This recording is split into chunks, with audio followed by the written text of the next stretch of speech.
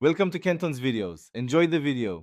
In this video, I will show you how to change your Volvo V40 key battery.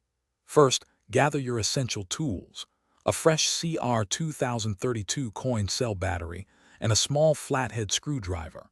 These are readily available at most electronics stores or supermarkets. Having a clean, well-lit area will make the process much smoother and help prevent any small parts from getting lost. Let's get started by preparing our key. Now let's open the key fob. Begin by pressing the small release button on the side of your key and carefully pulling out the mechanical key blade.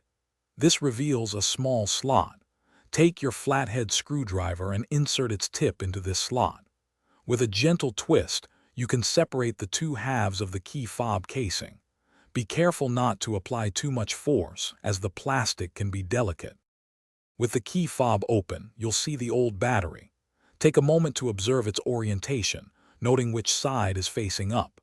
Gently use your screwdriver to pry out the old CR 2032 battery from its compartment.